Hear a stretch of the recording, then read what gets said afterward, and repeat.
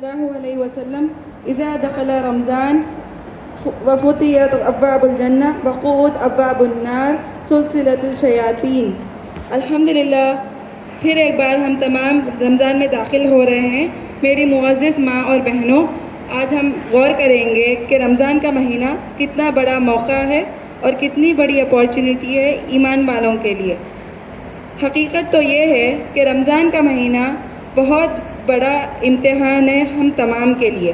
اس امتحان میں بہت سارے لوگ یہ بھول جاتے ہیں کہ زندگی کا مقصد کیا ہے، وہ بھول جاتے ہیں کہ ہماری حیثیت کیا ہے، وہ بھول جاتے ہیں کہ ان کو بنانے والا کون ہے، وہ یہ بھی بھول جاتے ہیں کہ یہ زندگی جو ہم کو ملی ہے وہ کس نے دی ہے، کس لیے دی ہے، تاکہ ہم اللہ تعالیٰ کی عبادت کر سکیں، تاکہ ہم اللہ تعالیٰ کو راضی کر سکیں، اور ایک مقصد کے تحت دی ہے یہ زندگی۔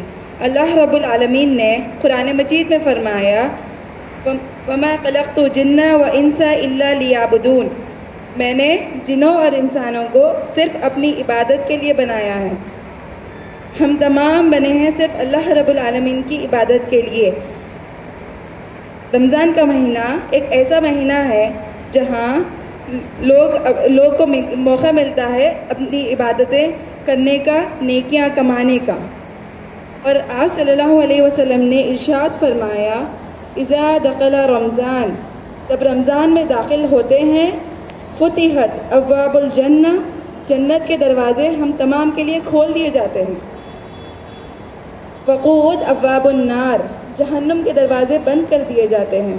سلسلۃ الشیاطین، اور شیاطین کو قید کر دیا جاتا ہے۔ ایک عزم کریے اور ایک ارادہ کریے، ہم تمام ایسی عبادت کریں جیسے یہ رمضان ہمارا آخری رمضان ہے۔ انشاءاللہ میں اللہ تعالیٰ سے ہم تمام کے لیے دعا کرتی ہوں کہ اللہ تعالیٰ ہم تمام کو بہترین عبادت کرنے کی توفیق عطا فرمائے اور ہم تمام کو صحت اور عافیت کے ساتھ رمضان میں داخل کرائیں، آمین یا رب العالمین۔ جزاک اللہ خیر۔ اور اب میں مدعو کرنا چاہوں گی محترمہ عالمیت کی طالبہ اور دینی معلومات گروپ کی ایڈمن محترمہ فہمیدہ افشا صاحبہ کو۔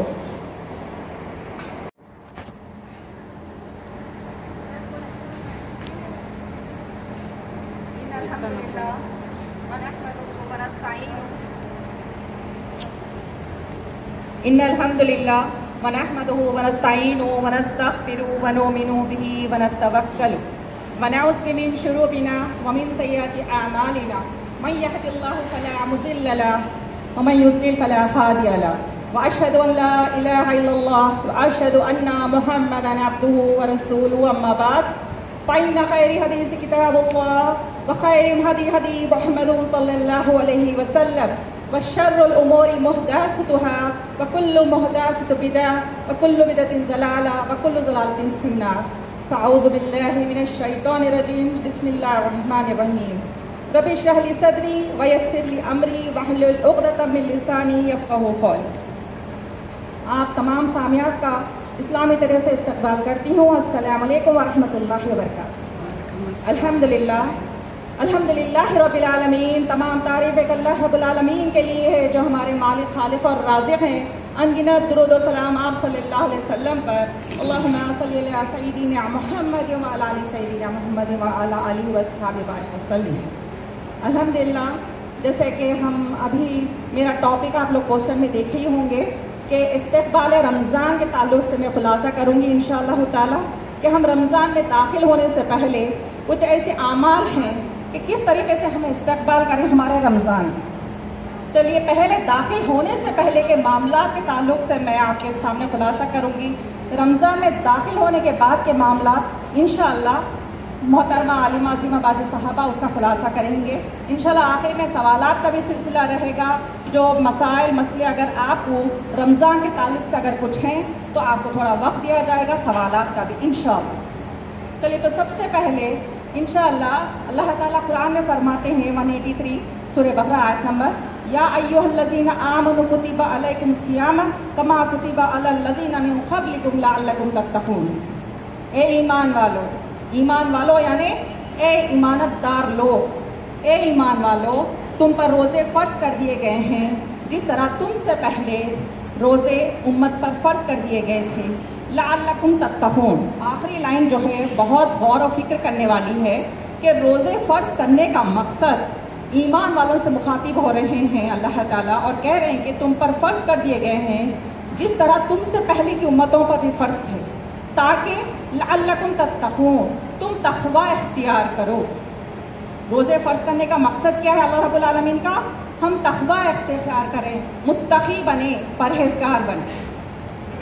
तो ये बात खुलासा हो गई कि रमज़ान का मकसद हमारे लिए बरकतों का, रहमतों का और अपने गुनाहों की एहतराफ़ करते हुए नेकियों की तरफ दौड़ते हुए, जैसा कि अभी जो है मोहतरमा मिर्ज़ा तबीसा बेगम ने भी कहा, एक जो हदीस ली है इसमें अल्लाह ताला जो है हदीस में फरमाते हैं कि अल्लाह ताला इज़ा दख़ला रमज़ान, जब रमज़ान में दाखिल हो जाते हैं, फुतिहत अब्वाबुल जन्ना, जन्नत के दरवाज़ों को खोल दिया जाता है, और खुद अब्वाबुन नार, और जहन्नम के दरवाज़ों को बंद कर दिया जाता है। सुलसिलतिल शयातीन, शयातीन को जकड़ दिया जाता है, यानी कैद कर दिया जाता है, जो सरकश शयातीन होते हैं। तो ये हमारे लिए मौका है कि रमज़ान में नेकियों को वो कमाने का।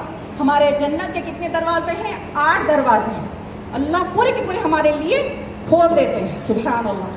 जहन्नुम के 7 दरवाजे हैं, अल्लाह ताला तमाम जहन्नुम के दरवाज़ों को बंद कर देते हैं, और जो ये शयातीन हैं, सरकश शयातीन, वो तमाम को अल्लाह ताला क्या करते हैं? जकड़ देते हैं, कैद में डाल देते हैं। अब उस पर खोल कर अगर जाने की कोशिश कर रहे हैं तो ये अल्लाह हमारी हिफाजत करना, ठीक है। तो अब आइए, तो रमज़ान में दाखिल होने से पहले हम ये कोशिश करते हैं कि हम रमज़ान की तैयारी, अभी ये जो हमको अल्हम्दुलिल्लाह मौका मिला ये इज्तिमा करने का रमज़ान से पहले, हम बिल्कुल करीब है अभी। अल्लाहुम्मा बल्लिगना रमज़ान, आमीन या रब्बुल आलमीन। हम तमाम को अल्लाह ताला बाकी रखे और रमज़ान में दाखिल कराए सेहत और आफियत के साथ। तो उसके लिए हमारी लिए तैयारी भी कुछ होनी चाहिए। तो आइए उसकी तरफ गौर करते हैं, जो हमारे लिए इस्तिफादा हो। अभी आज से ही हमारे लिए उसके लिए आसानी करेंगे इंशाअल्लाह। और तो सबसे पहले जो आयत मैं आपके सामने फरमाई हूँ, और उसके बाद आप सल्लल्लाहु अलैहि वसल्लम जिस तरह सहाबा को समझाया करते थे, वो ये था रमज़ान में दाखिल होने से पहले कि आप फरमाते थे कि जब तुम रमज़ान में दाखिल हो तो नीयतों को खालिस कर लो। पहली चीज़ आती है कि सब्र और अब्र की बिना पर जो लोग जो है इखलास इख्तियार करते हैं, अपनी नीयतों को खालिस करते हैं, तो वो लोग का ही अल्लाह ताला जो है रमज़ान के फ़ायदे उठा सकते हैं और रमज़ान की बरकतों का फ़ायदा उठा सकते हैं। ऐसी नीयतों के मामलात में ही सैकड़ों लोग जो है हार जाते हैं और ऐसी रमज़ान जैसी बरकतों से भी महरूम हो जाते हैं, आने वाली रहमतों से भी महरूम हो जाते हैं। इसलिए सल्फ़े सालेहीन कहा करते थे कि ये अमल से भी बड़ा अमल है, ये अमल से भी बड़ा अमल है कि नीयत को खालिस करना। और आप सल्लल्लाहु अलैहि वसल्लम ने भी फरमाया, जब तक तुम्हारे दिलों की सफाई नहीं होगी तुम्हारा अमल भी कुछ कबूल नहीं होगा। आप सल्लल्लाहु अलैहि वसल्लम ने समझाने का तरीका देखिए, आपने आमाल की निस्बत से बताया कि आप अगर मिसाल दी कि आप अगर एक बर्तन को साफ अंदर से धोते हैं, गौर से सुनिए मेरी बहनों, अगर अंदर से आप उस बर्तन को साफ धोते हैं और उसके अंदर साफ पानी अगर डालते हैं तो वह पानी पीने के काबिल भी रहेगा, इस्तेमाल के भी रहेगा और महफूज भी रहेगा अंदर से जब साफ करेंगे। अगर आप अंदर का मामला साफ नहीं करेंगे, अंदर गंदगी है और बर्तन में सफाई नहीं है और उसके अंदर आप साफ पानी डाल रहे हैं, उसके बावजूद भी वो पानी साफ नहीं रहेगा, ना पीने के काबिल रहेगा, ना महफूज रहने के काबिल रहेगा। पता क्या चला इस मिसाल से कि हमारी नीयतों को अंदर से खालिस करना है, इखलास वाली नीयत करना है, सिर्फ अल्लाह के लिए। हमारी इबादत का हर मकसद हमारा यही होना चाहिए। इसी तरह एक बेटे ने अपने बाप से कहा, या अबती, ए मेरे अब्बाजान, कि आप लोग जो भी चीज़ तुम्हारे पास अल्लाह ने दिया तुम उसको जो अपने लिए पसंद करते हो, अपने दोस्त अहबाब रिश्तेदार उनके लिए भी वही पसंद करो। अल्लाह से नाज़िल होने वाली बरकत में अल्लाह तुम्हारा भी हिस्सा रखेगा, सुभान अल्लाह। और तीसरा अमल बताया गया और ये भी बताया गया कि दूसरे मामले में जब तुम चाहते हो कि अल्लाह तुम्हारे दोस्त अहबाब तुम्हारे रिश्तेदार तुम्हारे लिए दुआ करें, तुम उनके लिए दुआ करो। तुम चाहते हो कि तुम्हारे लिए वो लोग खुश हों, तुम उनके लिए खुशियाँ बांटो और माशरे में खुशियाँ तकसीम करो। سبحان اللہ. اور تیسری چیز ہے میری بہنوں کہ ایک روٹی کا ٹکڑا، ایک روٹی، ایک اللہ جو ہم کو دیتا ہے اس میں ان کا بھی حصہ رکھو، ان کو بھی کھلاؤ پلاؤ. آسمان سے اترنے والی برکت میں اللہ تمہارا بھی حصہ رکھتا ہے. سبحان اللہ. یہ 3 عمل کر لو. اسی طرح آپ صلی اللہ علیہ وسلم نے بھی فرمایا، حدیث ہے 3 لوگ ایسے ہیں جو کبھی خائن نہیں ہو سکتے. پہلے وہی لوگ کا مخاطب ہوئے کہ سب سے پہلے 3 لوگوں میں سے جو خائن نہیں ہوں گے وہ پہلا وہی ہے جو نیت کو خالص کرتا ہے، اخلاص سے نیت رکھتا ہے. صرف اور صرف اس کا مقصد یہ ہوتا ہے کہ میرا اللہ مجھ سے راضی ہو جائے. میرا اور آپ کا جمع ہونا ایک دوسرے کو خوش کرنے کے لیے نہیں جمع ہو. آپ کا جمع ہونا، میرا جمع ہونا اللہ رب العالمین کو رضا کرنے کے، راضی کرنے کے لیے جمع ہو. تو یہ دوسری یہی چیز ہے کہ اخلاص سے نیت ہونا ہر معاملے میں. چاہے دنیا کی ہو، ہم کسی کی مدد بھی کریں، اللہ میں مدد کر رہی ہوں، اس کا اجر میں تجھ سے مانگتی ہوں، بندے سے نہیں مانگتی. یہ نیت سے ہم جو ہے مدد کرنا چاہیے، چاہے دنیا کے اعتبار سے، چاہے ہماری عبادت کے اعتبار سے بھی. اس میں ریاکاری کی کہیں جگہ نہیں ہونی چاہیے. یہ ہے پہلی چیز.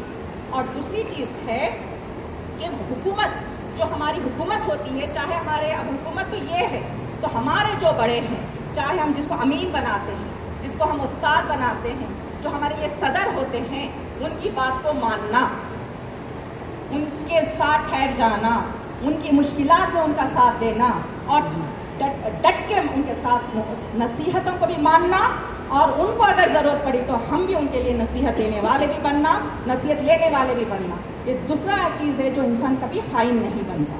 سبحان اللہ. اور تیسرا یہ ہے کہ نماز کو باجماعت لازم پکڑو. سبحان اللہ.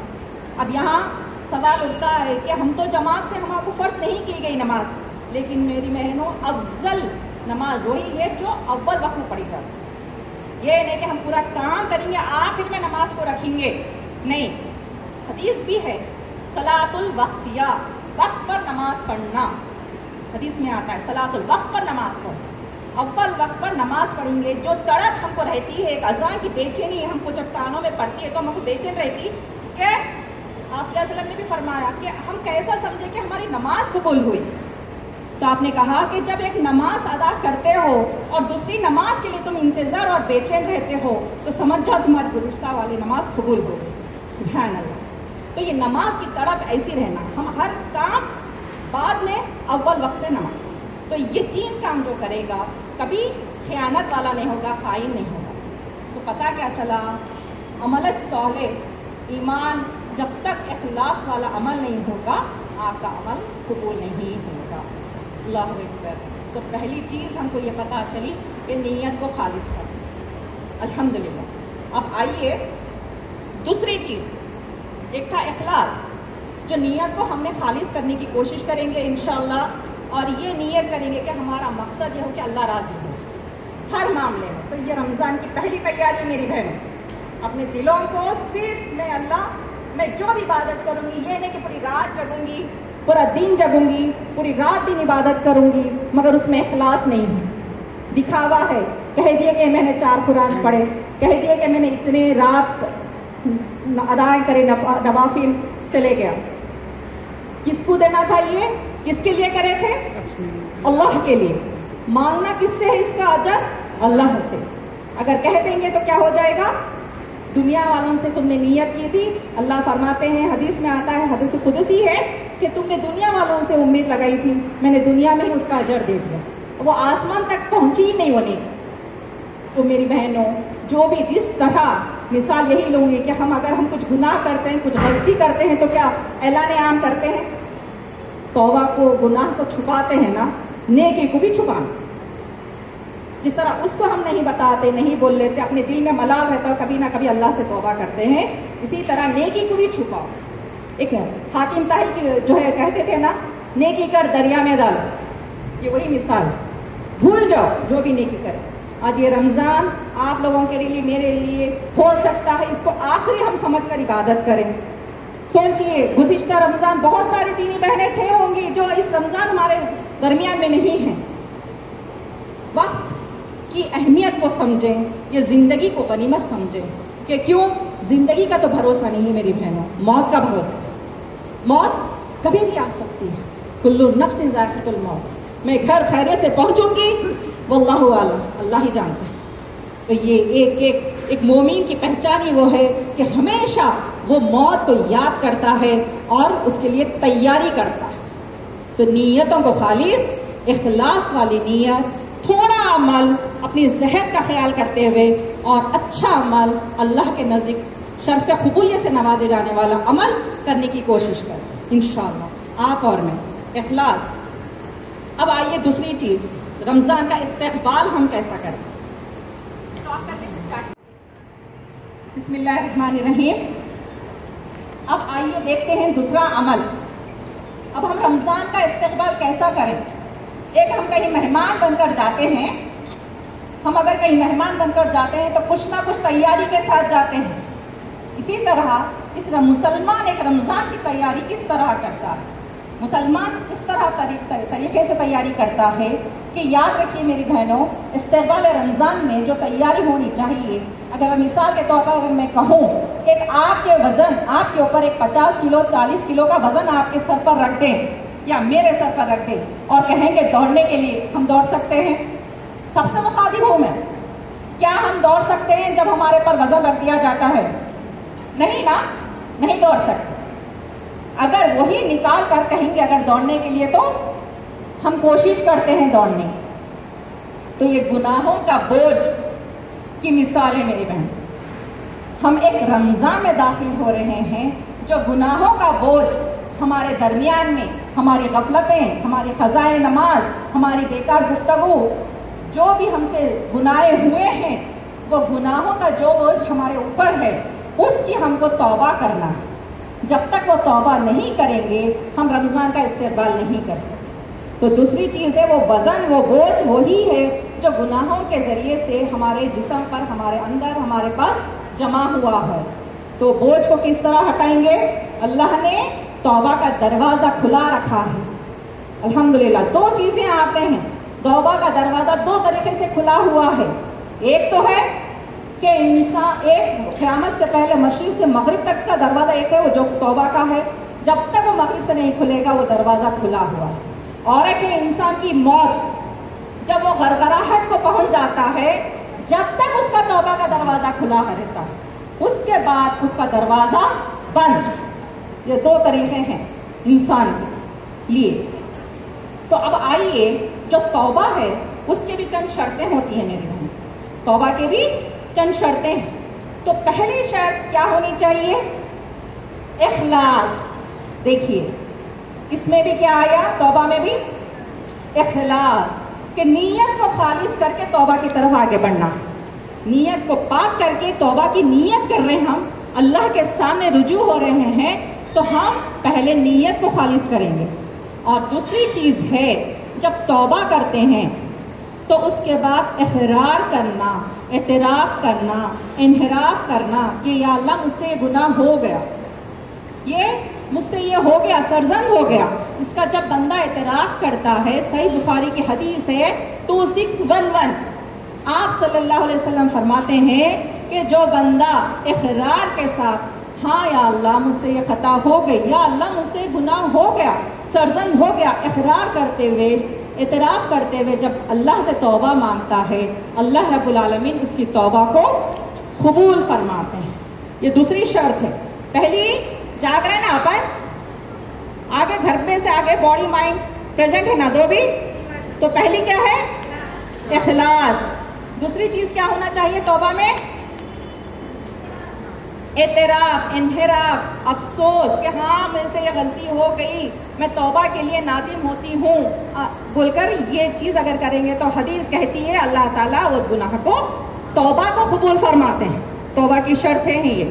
تیسری چیز ہے جب ہم نے اخلاص سے نیت کر لیا، اقرار کر لیا، انحراف کر لیا، تیسری چیز ہے بدعت کو چھوڑ دینا۔ کل بدعت ضلالہ کل ضلالۃ فی النار، ہر بدعت گمراہی ہے اور گمراہی کا راستہ جہنم ہے۔ تیسری چیز ہے بدعت کو چھوڑ دینا۔ آپ صلی اللہ علیہ وسلم فرماتے ہیں، صحیح الجامع روایت آیت نمبر جو ہے 1699، آپ صلی اللہ علیہ وسلم فرماتے ہیں جو بندہ جو کام میں نے نہیں کیا، اور سے سنیے میری بہنوں، جو کام میں نے نہیں کیا اور جو کام میں نے نہیں کہا اگر تم اسے نیکی سمجھ کر کرتے ہو تو وہ بندہ بندی اللہ کے سامنے دھتکارا جاتا ہے، چاہے وہ نیکی سمجھ کر کرے دھتکارا جاتا ہے، اللہ کی ناراض والے بندوں میں سے ہوتا ہے، اور اللہ رب العالمین ان کو دیکھنا بھی پسند نہیں کرتے۔ ہمارا مقصد کیا ہے عبادت کا؟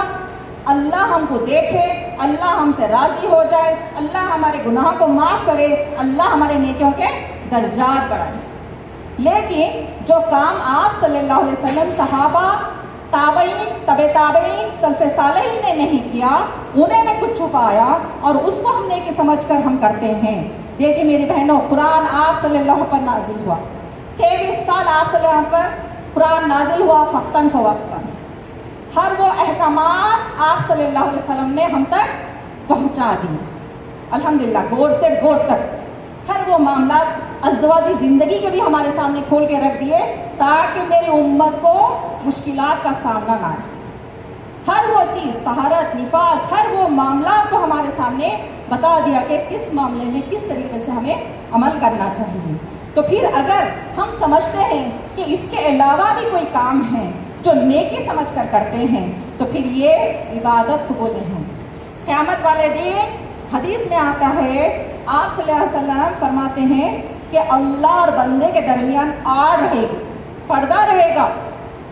جو بدعتی ہے وہ انسان کی طرف اللہ پردہ ڈال دیتا ہے اور اللہ دیکھنا بھی پسند نہیں کرتا۔ سوچئے، ایک انسان گناہ کرتا ہے تو اس کے دل کو ملال رہتا، کہیں نہ کہیں اس کے دل کو ملال رہتا، ہاں میرے سے نماز قضائیں ہوئی، ہاں میرے سے جھوٹ کا ارتکاب ہوا، ہاں میں نے غیبت کر لی، ہاں میں نے برائی کر دی، ہاں میں نے چغلی کر دی۔ لیکن وہ بندہ کیا کرتا ہے، بندی کیا کرتی ہے، ایک نہ ایک دن اس نے اللہ سے توبہ کرتی ہے، کہیں نہ کہیں اس کے اندر ایک تکلیف رہتی کہ میں نے غلطی ہو گئی، مجھ سے گناہ ہو گیا۔ لیکن یہاں بدعت کو ہم کیا سمجھتے ہیں، نیکی سمجھ کے کرتے ہیں۔